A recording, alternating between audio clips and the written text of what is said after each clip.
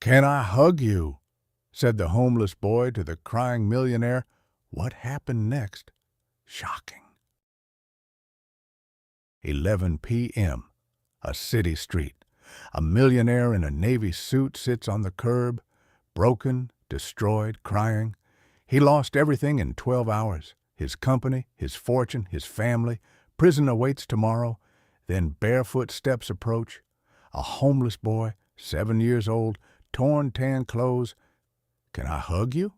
4 words that break a millionaire. From a child who owns nothing, but gives everything. What happens in that embrace doesn't just comfort a broken man. It rewrites his entire understanding of wealth, loss, and what truly matters. Before we dive in, let us know in the comments, what time is it and where are you watching from? Let's start.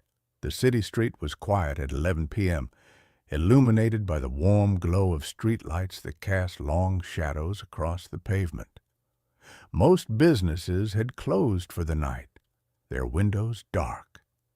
The occasional car passed by, headlights briefly illuminating the urban landscape before disappearing around corners. On the curb outside what used to be the headquarters of Westfield Capital Management sat a man who looked completely out of place. David Westfield was 42 years old, wearing what had once been an impeccable navy blue suit. Custom-tailored, expensive, the kind worn by men who commanded boardrooms and closed multi-million-dollar deals. His white dress shirt was rumpled now, his tie loosened and askew. His dark hair, usually perfectly styled, fell across his forehead in disarray. He sat with his knees pulled up, his face buried in his hands, his shoulders shaking with sobs that he couldn't control, and had stopped trying to hide. 12 hours ago, David Westfield had been a millionaire, the founder and CEO of a successful investment firm, a man with a mansion in the suburbs, a trophy wife, 2 children in private schools, and a reputation as one of the city's most successful young financiers. 12 hours ago, everything had started to unravel. The SEC investigation had been going on for months, but David had been confident it would blow over. Yes, there had been some questionable trades. Yes, he'd bent a few rules. But everyone did that, didn't they? That's how you got ahead in finance. Except the evidence had been overwhelming. The fraud charges were filed at 9 a.m. His assets were frozen by 10 a.m. His wife had served him with divorce papers by noon. Apparently, she'd known this was coming and had been moving money into offshore accounts for weeks. His board had voted him out by 2 p.m. The media had descended by 3 p.m. By 6 p.m., David Westfield had lost everything. His company, his wealth, his family, his reputation, his freedom. There was a warrant out for his arrest, and his lawyer had advised him to turn himself in tomorrow morning.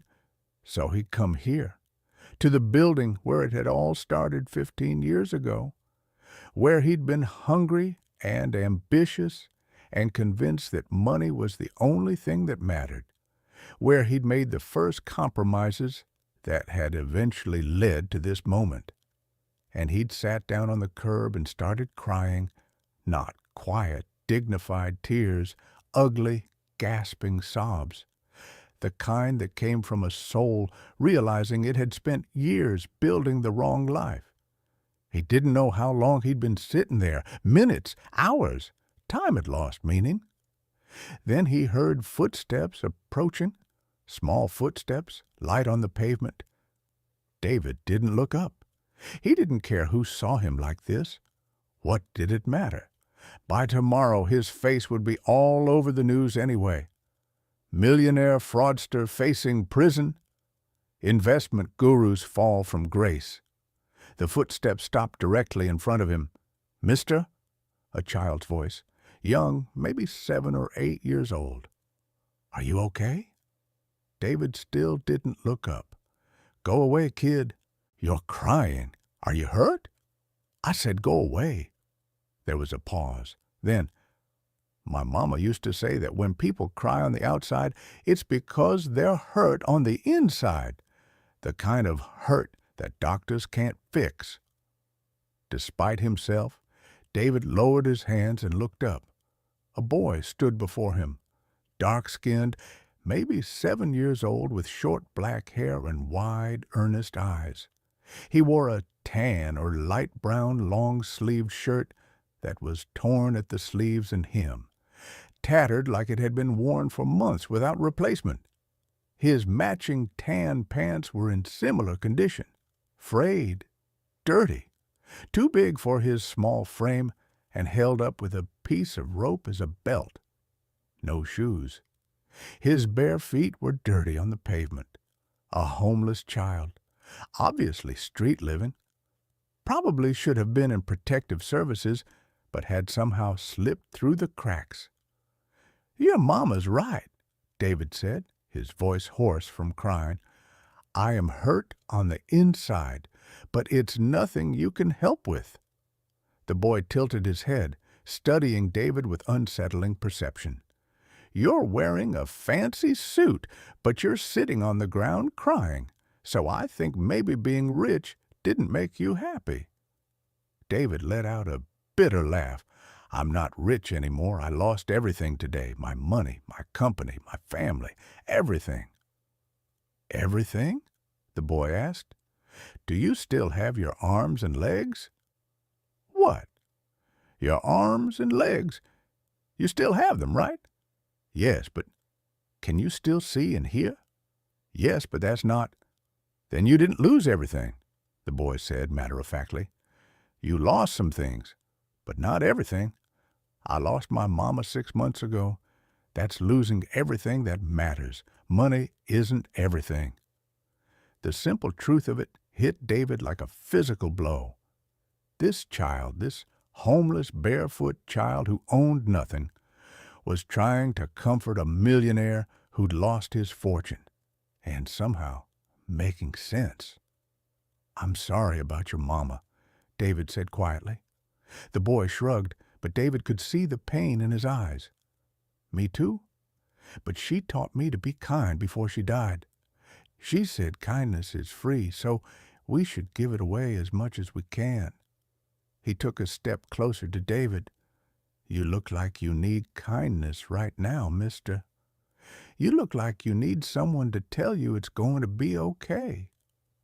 "It's not going to be okay," David said. "I'm going to prison.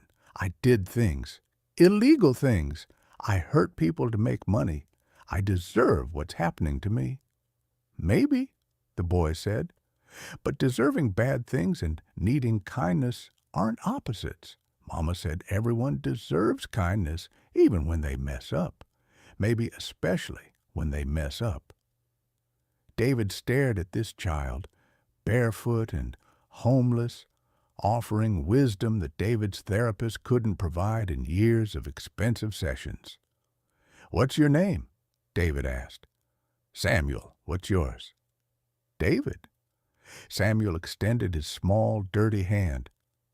"Nice to meet you, David."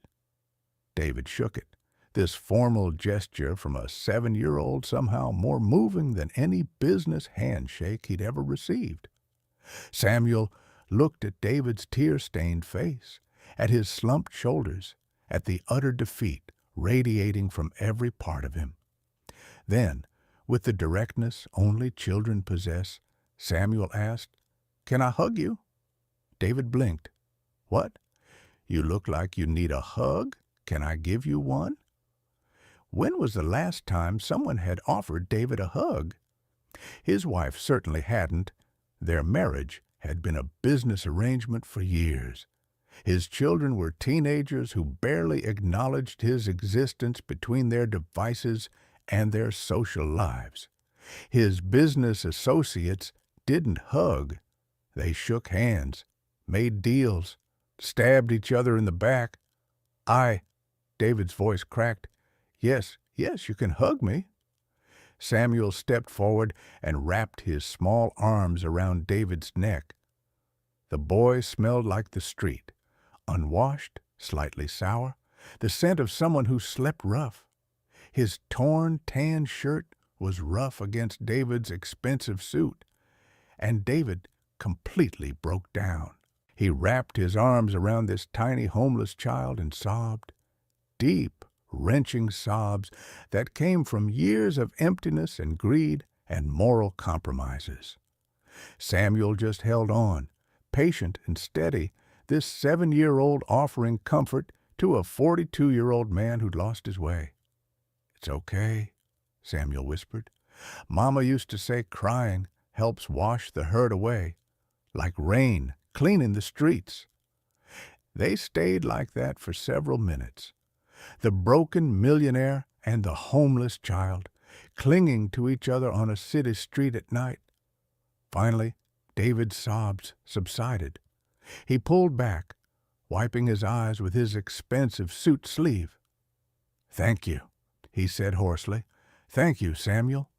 "You're welcome." Samuel studied him seriously. "Are you going to be okay, even when bad things happen?" "I don't know," David admitted. "I'm going to prison tomorrow. I don't know what happens after that." "My mama used to say that every day is a new chance to choose better, even after you mess up, even in prison." Samuel paused. "Maybe you can choose to be different now, to be kind instead of just rich." David felt something shift in his chest. This child had nothing, no home, no family, no possessions beyond torn clothes and bare feet. But he had wisdom David had spent 40 years missing. "Samuel, where do you sleep? Do you have somewhere safe?"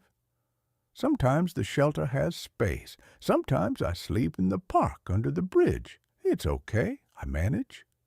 "That's not okay," David said firmly. He pulled out his wallet. It still had cash in it, though his accounts were frozen. $500, all the liquid money he had left in the world. He pulled it all out and held it toward Samuel. "I can't take that," Samuel said, stepping back. "Yes, you can. You gave me something tonight. Comfort, wisdom, kindness when I needed it most. Let me give you something back. This money is clean. I earned it before I started making bad choices. Use it for food, shelter, whatever you need." Samuel hesitated, then carefully took the money. "Thank you, David." "No, thank you. You reminded me that I'm still human, that I still have choices, even after I've lost everything else." David stood up, his suit wrinkled from sitting on the curb. "I have to turn myself in tomorrow morning, but tonight I want to do something right. Let me take you to the shelter. Make sure you have a safe place to sleep tonight." Samuel nodded. "Okay." As they walked together through the quiet city streets, the disgraced millionaire in his expensive suit and the homeless boy in his torn clothes, David felt something he hadn't felt in years. Purpose, real purpose. Not the hollow drive for more money, more success, more status, but the simple human purpose of helping someone who needed it. At the shelter, David made sure Samuel was registered, fed, and assigned a bed. He spoke with the director about programs for homeless youth, about fostering, about making sure this child didn't fall through the cracks. And tomorrow, when David turned himself in, he'd start working with his lawyer not on avoiding punishment, but on restitution, on paying back the people he'd defrauded, on using whatever skills he had to actually help people instead of exploit them. Because a 7-year-old boy with nothing had shown him that kindness was free, that compassion mattered more than cash, and that true wealth had nothing to do with bank accounts. As David left the shelter and headed home for his last night of freedom, he thought about Samuel's words. Every day is a new chance to choose better. He'd spent 40 years choosing wrong. Tomorrow, he'd start choosing right. All because a homeless boy had asked, "Can I hug you?" And in that hug had given him the most valuable thing David had ever received: hope for redemption. If this story moved you, don't stay silent. Like, if you believe the poorest can teach the richest what money never could, comment below. Have you ever been comforted by an unexpected stranger? What does true wealth mean to you? Subscribe for powerful stories where broken millionaires learn from barefoot children what really matters in life.